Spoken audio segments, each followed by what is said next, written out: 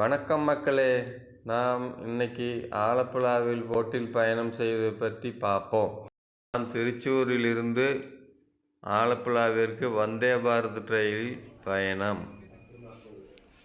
10:40க்கு வர வேண்டிய ட்ரெயின் 10:47க்கு வந்து சேர்ந்தது. 7 நிமிஷம் லேட்டாக வந்துச்சு. வண்டியினுடைய இதை பாருங்கள், எவ்வளோ பளபளப்பாக வச்சுருக்காங்கன்னு பாருங்கள். சூப்பராக இருக்குது பார்க்குறதுக்கே. அவ்வளோ அழகாக இருக்குது. வெளிநாட்டு மாடல் மாதிரி அவ்வளோ அழகாக இருக்குது பாருங்கள். உள்ள கோச்சை பாருங்கள், சூப்பர். எவ்வளோ சுத்தமாக வச்சுருக்காங்க பாருங்கள்.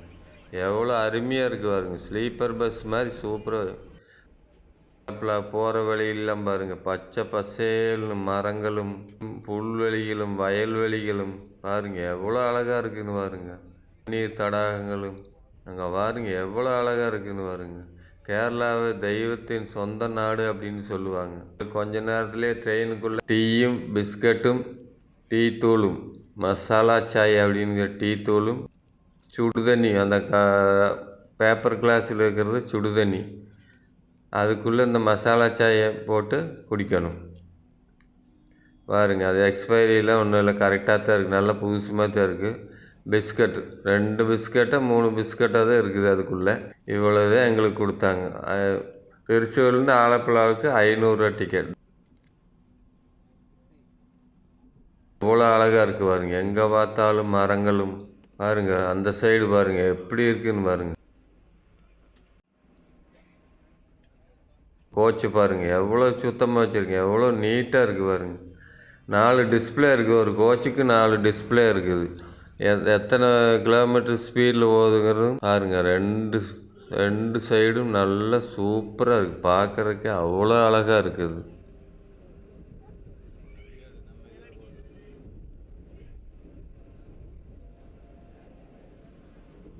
கொச்சின் ஏர்போர்ட்டுக்கிட்ட வந்துருச்சு ட்ரெயின். அங்கே மாதிரி ஜூம் பண்ணி காட்டுறோம் பாருங்கள்.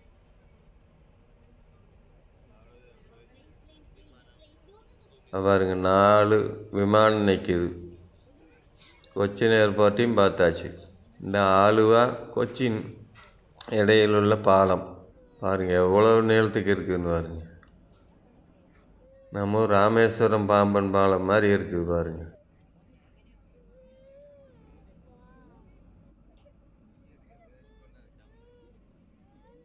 பாருங்கள், எவ்வளோ நீளமாக இருக்குதுன்னு பாருங்கள்.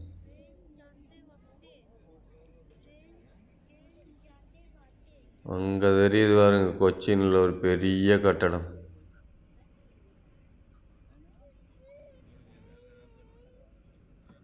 நாங்கள் ஆலப்புழா வந்து இறங்கியாச்சு. கரெக்டாக 1 மணி 7 நிமிஷத்துக்கு வந்து ஆலப்புழாவில் இறங்கிட்டோம் நாங்கள். ஆலப்புழா பெரிய ஸ்டேஷனில் சின்ன ஸ்டேஷன் தான் பாருங்கள். அதில் டைம் காட்டுது பாருங்கள்.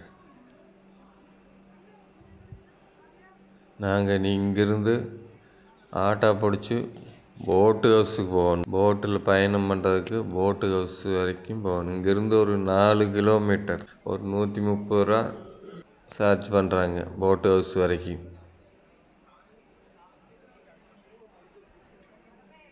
நாங்கள் போட்டு ஹவுஸ் வந்துட்டோம். நாங்கள் போகக்கூடிய போட்டை எப்படி திருப்புறாங்க பாருங்க. எவ்வளோ நீளமான போட்டு பாருங்க. பயணிகள் போகிற போட்டுங்க, பஸ் மாதிரி தண்ணியில் பயணிகள் போகிற போட்டு. அந்த பக்கம் நிற்கிற சின்னதெல்லாம் வாடகைக்கு எடுக்கிற போட்டு. அது இந்த போட்டு போகிற தூரத்துக்கெல்லாம் போகாது. அதெல்லாம் ஒரு குறிப்பிட்ட ஒரு 15 கிலோமீட்டர் 20 கிலோமீட்டர் தூரத்துக்கு மட்டும்தான் அது போகும். இதுதான் கோட்டயம் வரைக்கும் போகும். உள்ளே பாருங்க, பயணிகளோட பஸ் போகிற மாதிரி. உள்ள ஆளு அதிகம் இல்லை. நேரம் அரை மணி நேரத்துக்கு முன்னாடியே வந்ததுனால நாங்கள்லாம் ஏறிக்கொண்டோம். ஒரு 5-6 பேர் மறுபடியும் இருக்கிறாங்க. இதுதான் அந்த போட்டு. பாருங்கள், 2 சைடும் போட் கிளம்பிருச்சு பாருங்கள். 2 சைடு இதெல்லாம் வாடகைக்கு போகிற போட்டு பாருங்கள். எவ்வளோ அழகாக வச்சுருக்காங்க. சின்ன போட்டாக இருந்தாலும் 4 பேர் 5 பேர் 2 பேர் எப்படி வேணுனாலும் போகலாம். அதுக்கு தகுந்த பணம் கொடுக்கணும். பாருங்கள், எத்தனை போட் இருக்குன்னு பாருங்கள். இதுக்கெல்லாம் சின்ன போட்டு. இனி அடுத்து பார்க்க போகிறதுல பெரிய ஹவுஸ் போட் மாதிரி இருக்குங்க. பெரிய வீடு மாதிரி இருக்கிற ஹவுஸ் போட்டெலாம் இருக்குது. இந்த போட்டுக்கு பஸ்ஸு எப்படி ஸ்டாப் இருக்குது அதே மாதிரி போட் ஸ்டாப்பும் இருக்குதுங்க. இதான் முதல் போட் ஸ்டாப். அதில் இருக்கிற ஆளுங்க இந்த போட்டுக்கு ஏறுவாங்க. ஏதோ வேறு பக்கம் போகிறவங்க, வேறு ஒரு ஊருக்கு போகிறவங்க, வேறு 2 பேர் நிற்கிறாங்க பாருங்க, அவங்க இதில் ஏறுவாங்க.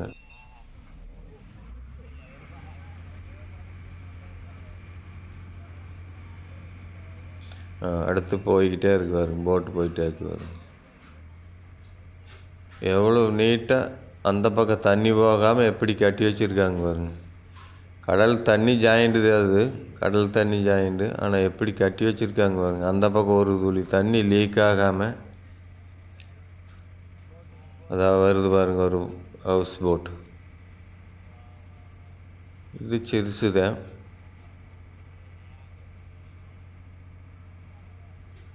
அந்த பக்கமெல்லாம் தெரியுது பாருங்க, நீங்கள் பார்க்குறதெல்லாம் அந்த பக்கம் தெரியுது பாருங்க. இங்கே ஹவுஸ் போட்டு, சின்ன போட்டு எது வேணாலும் கிடைக்கும் உங்களுக்கு. அந்த பக்கம் பாருங்கள், பெரிய போட்டெல்லாம் இருக்குது, ஹவுஸ் போட். அதில் ரூமு எல்லா வசதியும் இருக்குது. வசதிக்கு தகுந்த மாதிரி பணமும் அதிகமாக இருக்கும். அங்கே பாருங்க, அதுக்குள்ள இடையில என்னவோ கட்டடம் மாதிரி இருக்குது, அது என்னன்னு தெரியல. தண்ணி பாருங்க எவ்வளோ கிளியராக இருக்குது, எந்த கலக்கமும் இல்லாமல் இருக்குது பாருங்க. அங்கே ஒரு சின்ன போட்டு வருது பாருங்க. இது பயணிகள் போட்டுனால அந்தந்த ஸ்டாப் நேராக போய் தான் மறுபடியும் போய்கிட்டே இருக்கும். இது கோட்டயம் வரைக்கும் போகிற பயணிகள் போட்டு. ஆலப்புழாவிலிருந்து கோட்டயத்திற்கு 28 ரூபா தான் வாங்குகிறாங்க. 2.5 மணி நேரம் பயணம். அழகாக இந்த மாதிரி எங்கேயுமே நீங்கள் போக முடியாது. நீங்கள் ஹவுஸ் போட் எடுத்து பார்த்தீங்கன்னா ஒரு 15 கிலோமீட்டர் நிறுத்தி கடல் அந்த மாதிரி தண்ணியிலேயே நிறுத்தி உங்களுக்கு நிறுத்தி வச்சுருவாங்க. ஆனால் இந்த பயணிகள் போட்டு ஆலப்புழாவிலிருந்து கோட்டயம் வர 2.5 மணி நேரம் அழகாக போகலாம். போட்டு பார்த்தீங்கன்னா எவ்வளவோ ஸ்பீடாக போகிற மாதிரி இருக்குது, ஆனால் மெதுவாக தான் போகுது. நமக்கு பார்க்குறதுக்கு அப்படி தெரியுது அவ்வளோ வேகமாக போகிற மாதிரி, ஆனால் மெதுவாக தான் போகுது. பாருங்க ஹவுஸ் போட் பாருங்க எப்படின்னு, எவ்வளோ இதாக வச்சுருக்கானுங்க. இதெல்லாம் கொஞ்சம் காஸ்ட்லியாக இருக்கும். இதில் வந்து வெளிநாட்டுக்காரங்களும் நிறைய இருக்கிறாங்க. இதெல்லாமே வாடகைக்கு எடுத்து போயிட்டுருக்கிறது தான் இந்த போட்டுகள். அங்கே பாருங்கள், அங்கே எப்படி தெரியுது பாருங்கள், இதை விட பெரிய போட்டுகள்லாம் வருது பாருங்க. இது எல்லாமே வாடகைக்கு எடுத்து இப்போ போயிட்டுருக்கிற போட்டு தான். ஆயிரக்கணக்கான போட்டுகள் இருக்குதுங்க. நீங்கள் வந்து இது பார்த்தா தான் தெரியும். அங்கே பாருங்கள், எந்த பக்கம் பார்த்தாலும் போட்டு தான், பெரிய பெரிய ஹவுஸ் போட்டுகள். சிறுசும் இருக்குது. பாருங்க ஒரு ஹவுஸ் போட்டு பாருங்க. அதில் பார்த்தீங்களா ரூம் மாதிரி தடுத்துருக்காங்க பார்த்தீங்களா, அதெல்லாம் ரூமு தான். ஏசியும் இருக்குது, ஏசி இல்லாததும் இருக்குது. பார்த்தீங்களா எவ்வளோ பெரிய போட்டுன்னு பாருங்க. அதுதான் ரூம் பாருங்க, ஸ்க்ரீன்லாம் போட்டிருக்காங்க பாருங்க, வெளியே ஆளுங்க இருக்குது பாருங்க. பாருங்க இந்த தண்ணி எவ்வளோ இதாக அந்த பக்கம் பார்த்தீங்களா வயல், அந்த கொஞ்சம் கூட தண்ணி அந்த பக்கம் போகாமல் இருக்குது பாருங்க. கடல் தண்ணி அந்த அளவுக்கு கட்டி வச்சுருக்காங்க. பாருங்க தூரத்தில் பாருங்க போட்டு, எல்லாமே ஹவுஸ் போட்டு தான்.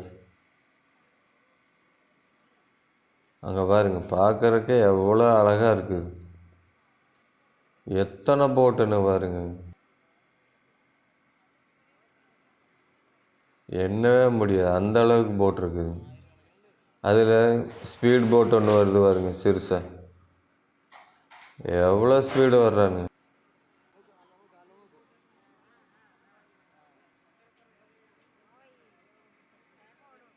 அங்கே பாருங்க மறுபடியும் ஸ்பீட் போட்டு.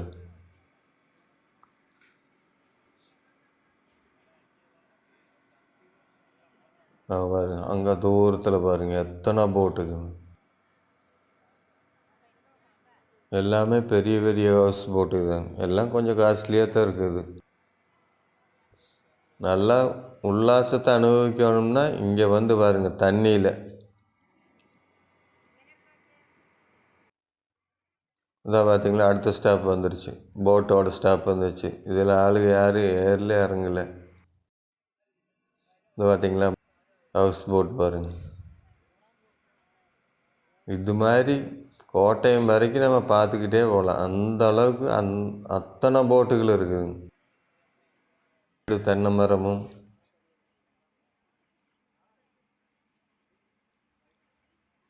கண்ணுக்கு குளுமையாக இருக்குங்க. அவ்வளோ அழகாக இருக்குது. அங்கே பாருங்க, போட்டு பாருங்க எவ்வளோ தூரத்தில் தெரியுது. தனியும் போட்டு தான், எல்லாம் வாடகைக்கு எடுத்து வந்த போட்டு தான். அதாவது நீ ஸ்டே பண்ணுறதுனாலும் பண்ணிக்கலாம் நம்ம.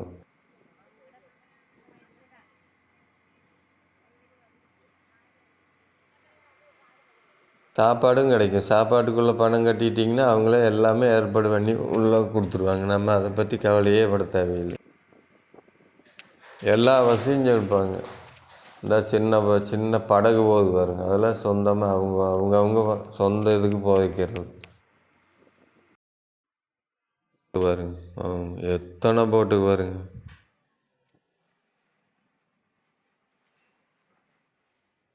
இதெல்லாம் கடல் ஜாயின், கடல் தண்ணி அல்லது கடல் தண்ணியாக இருந்தாலும் கடல் அல்லது கடல் தண்ணி வந்து நிற்கிற இடம் இது. அலை இல்லாத இடம், அலையவே நீங்கள் பார்க்க முடியாது.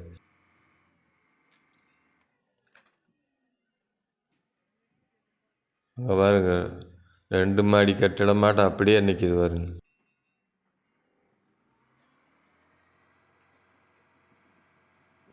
அந்த மாதிரி போட்டும் இருக்குது. ஸ்பீட் போட் போகுது பாருங்க.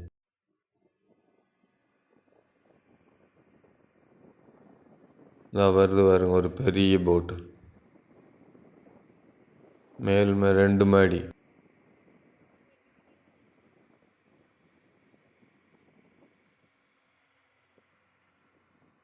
அங்கே பாருங்க மறுபடியும் போட்டுகள், ஏகப்பட்ட போட்டுகள். ஸ்பீட் போட் ஒன்று பக்கத்தில் வருது.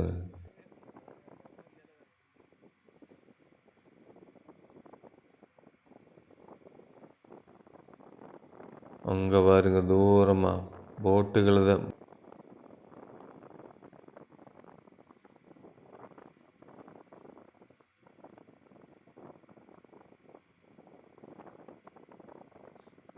வருது பாருங்க ஒரு 2 மாடி போட்டு.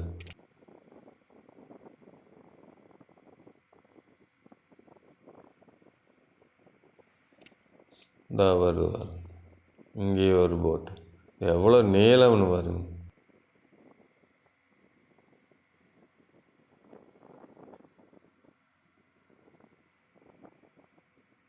பாருங்க அந்த பக்கம் ஃபுல்லாக வயல்வெளி தாங்க. 100 நாள் வேலைக்காரங்க வராங்க வேலையை முடிச்சுட்டு, பொம்பளைகள்லாம். அந்த பக்கம் வீடுகள். இந்த தண்ணி அந்த பக்கம் கொஞ்சம் கூட லீக் ஆகாது. அந்த அளவுக்கு கருங்கல் போட்டு கட்டி வச்சுருக்குறாங்க. அவங்க விவசாயத்துக்கு வேணும்னா திறந்து விட்டுக்குவாங்க. அது இல்லாமல் ஒரு சொட்டு தண்ணியும் கூட அந்த பக்கம் லீக் ஆகாது.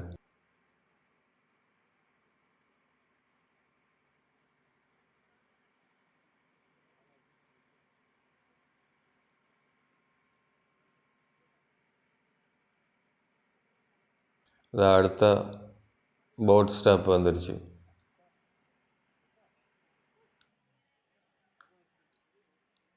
இதுலேருந்து ஆள் ஏறுவாங்க. இந்த இடத்துல ஆள் நம்ம போட்லேருந்து இறங்குவாங்க.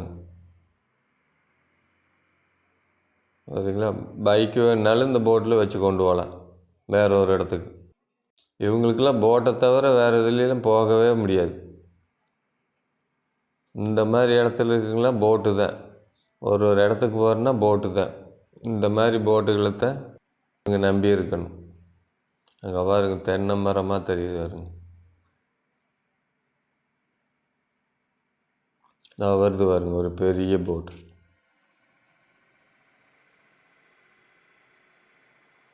எவ்வளோ நீளம் பாருங்க, எத்தனை ரூம் இருக்கு பாருங்க.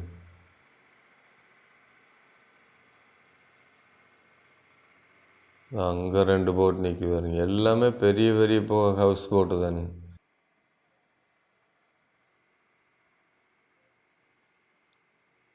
கேரளாவின் நெற்களஞ்சியமே ஆலப்புழா தான். ஆலப்புழாவும் பாலக்காடும்.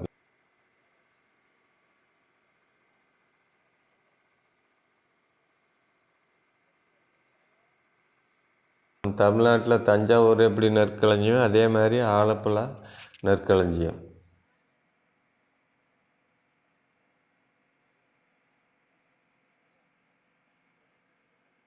அங்கே ஒரு போட்டு பாருங்க.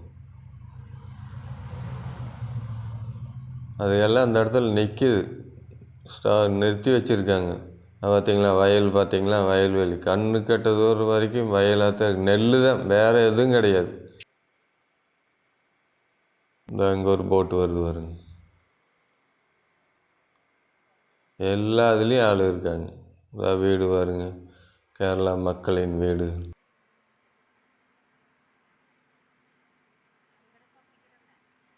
கோட்டயம் எல்லைக்குள் வந்துருச்சுன்னு நினைக்கிறேன். சின்ன ஒரு ஆற்றுல போகிற மாதிரி போயிட்டுருக்கு போட்டு. 2 சைடும் வீடுகள் இருக்குது. அதனால் கோட்டயம் எல்லைன்னு தான் நினைக்கிறேன்.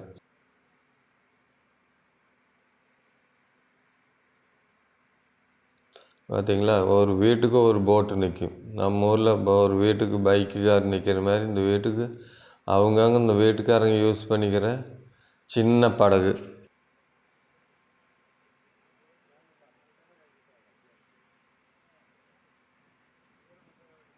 எல்லா வீட்லேயும் ஒன்று ஒன்று இருக்குங்க.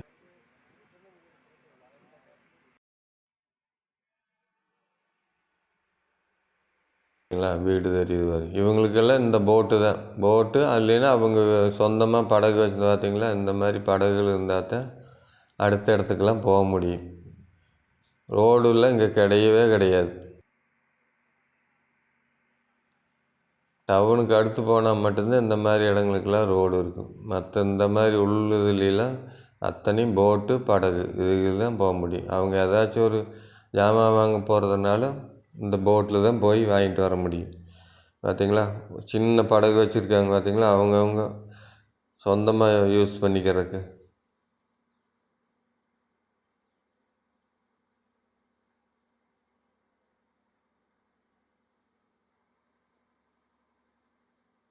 இதை பாருங்க, மக்கள் தெரிகிறாங்க. பார்த்தீங்களா, வயல்வெளி அத்தனை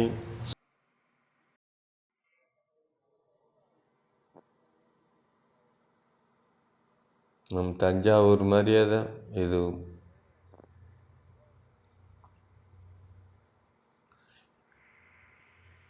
இது இந்த ஆறு, நாங்கள் போட்டு போகிற ஆறு மாதிரி இருக்கிற இடத்துக்கு 3-4 அடி ஆழமாக இருக்குது. ஆனால் ஒரு சொட்டு தண்ணியும் கூட அந்த பக்கம் போகாது. இவங்க தண்ணி விவசாயத்துக்கு தேவைப்பட்டால் மட்டும் திறந்து விடுறதுக்கு அந்தந்த இடத்துல ஒரு இது வச்சுருப்பாங்க. எல்லாமே அதாவது தெரியுது பார்த்தீங்களா, இந்த போட்டு போகிறதுக்காக இரும்பில் செஞ்சு வச்சுருக்காங்க. இந்த போட்டு போகிறப்ப அந்த பாலத்தை மேலே தூக்கிடுவாங்க. போட்டு போய் முடிஞ்சது பாலம் கீழே இறக்கிடுவாங்க. இந்த பாலம் எதுக்குன்னா, அந்த பக்கம் இந்த பக்கம் இருக்கிற மக்களுக்கு நடந்து போகிறதுக்காக இந்த பாலம் கட்டி வச்சுருக்காங்க. இந்த பாலம் முடிஞ்சது கோட்டயம் போட்டு ஹவுஸோட ஸ்டாப்பு கடைசி இது கோட்டயம் இது வந்துருச்சு. அடுத்தது நம்ம மூணாரை பற்றி பார்ப்போம். கேரளாவின் சொர்க்க பூமியான மூணாரை பற்றி அடுத்த வீடியோவில் பார்ப்போம்.